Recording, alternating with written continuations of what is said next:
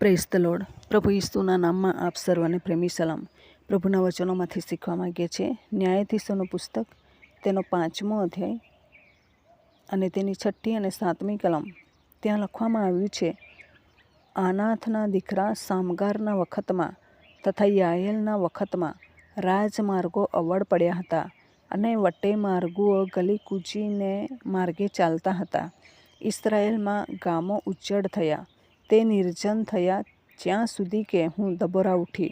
હું ઇસ્રાયેલમાં માં જેવી ઊભી થઈ ત્યાં સુધી. દબોરા વિશે આપણે ઘણી વખત જોઈ ચૂક્યા છે, તો છતાં પણ આજે ફરીવાર જોવા માંગીએ છીએ. દબોરા કેવા સમયમાં આગેવાની લઈ છે. જે સમય આખો વેરાન અને એવો વિસ્તાર હતો ઉજ્જડ, એવા સમયમાં આગેવાન બને છે. અને આગેવાન બને છે, ઊભી થઈને બને છે. એને કોઈએ પ્રોત્સાહિત કરી નથી, એને કોઈએ ટેકો આપ્યો નથી, અને એને કોઈએ એવું પદ કે એના માટે તૈયાર કરી નથી. પરંતુ પ્રભુના પ્રેમે કરીને પ્રભુએ એને પસંદ કરી હતી. તેથી એ કોઈના સપોર્ટિંગ વગર પણ અદ્ભુત કામ એ કરી જાણે છે. અને એ પ્રમાણે એવી પરિસ્થિતિમાં એ પ્રભુની સેવા પસંદ કરે છે. પ્રભુના લોકોને બચાવવાને માટે એ ઊભી થાય છે. અને એ કેવી રીતના ઊભી થાય છે? ઇસ્રાયેલમાં એ પોતે માં બને છે. એટલે આખા ઇસ્રાયેલના લોકો મારા બાળકો છે. હવે બાળકોને માટે લોકો શું નહીં કરી શકે? બાળકોને માટે બધું જ અર્પણ કરવા તૈયાર હોય છે. પરંતુ એક માનું હૃદય ત્યારે જ આવે કે જ્યારે જે લોકો કોઈકના હાથ નીચે રીબાઈ રહેલા છે, તે આપણે જોઈએ છે. જુલમ જોઈએ છે, મુસીબતો જોઈએ છે, ગુલામગીરી જોઈએ છે.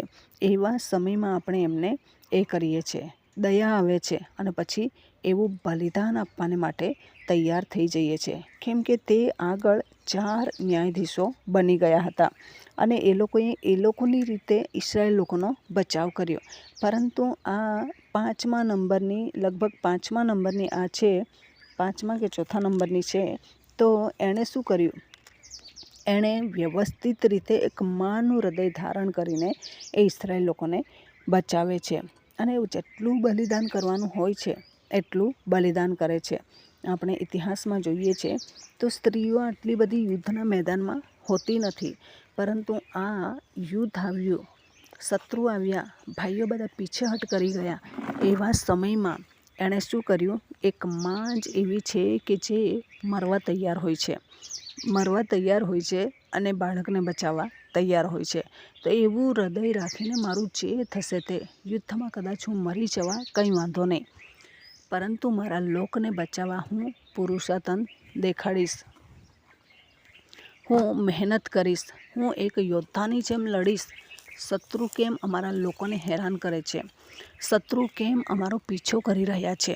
અમે વ્યવસ્થિત રીતે અમારા દેશમાં જીવી રહ્યા છીએ, શાંતિથી કેમ જીવવા દેતા નથી?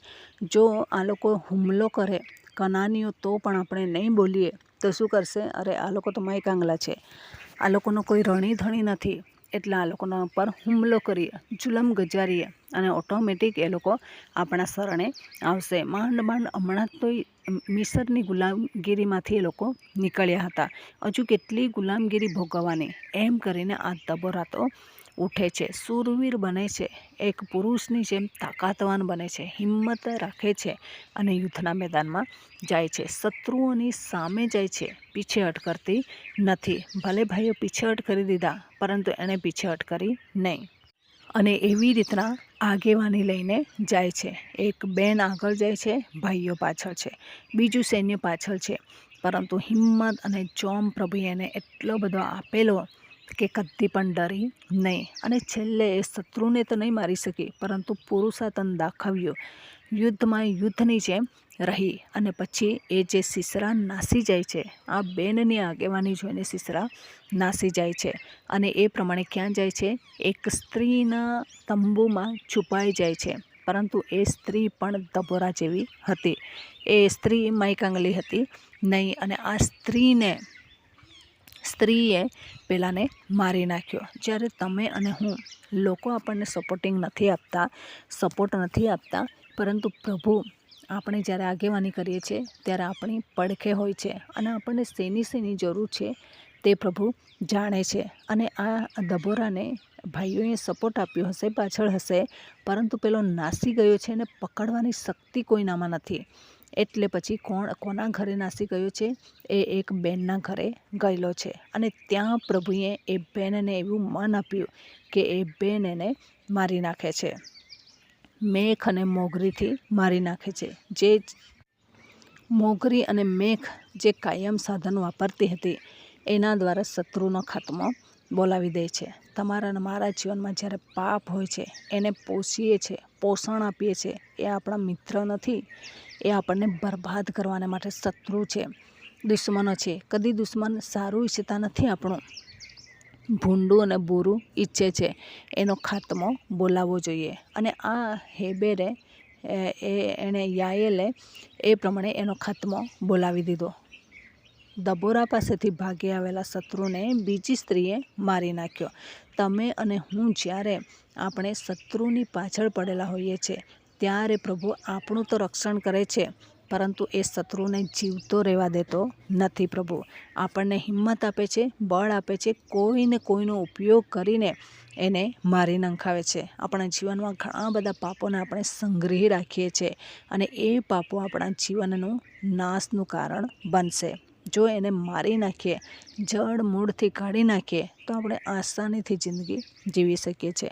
એટલા માટે આપણે પ્રભુના કામમાં આગળ અને આગળ વધવાનું છે. દબોરાની જેમ આપણે બનવાનું છે અને યાયેલની જેમ આપણે આપણી પાસે જે છે તે તાલંતો ઉપયોગ કરીને પ્રભુની સેવા કરવાની છે અને પ્રભુને મહિમા આપવાની જરૂર છે. દબોરા એવી સ્થિતિમાં ઊભી થાય છે, કોઈ પણ સારી સ્થિતિ હતી નહીં, કોઈ પણ એના સપોર્ટિંગમાં નહીં હતું, તો છતાં પણ પ્રભુના કામમાં એ આગળ વધી. એવી રીતના આપણે પણ વધીશું તો આપણને પણ પ્રભુ સપોર્ટ પૂરો પાડશે, હિંમત આપશે, બળ આપશે અને જે કામ પ્રભુએ સોંપ્યું છે એ પૂર્ણ કરીને જ રહેશે. ભલે આપણાથી થોડું અધૂરું થઈ ગયું તો એવા કોઈક બીજા વ્યક્તિને પ્રભુ તૈયાર કરશે અને એ કામ પૂર્ણ કરાવશે, વિજયના પંથે આપણને લઈ જશે. તો આ વચન પ્રમાણે જીવન જીવવા પ્રભુ આપણને સહાય કરે. વચનનો આશીર્વાદ પ્રભુ આપણને સર્વને પૂરો પાડે.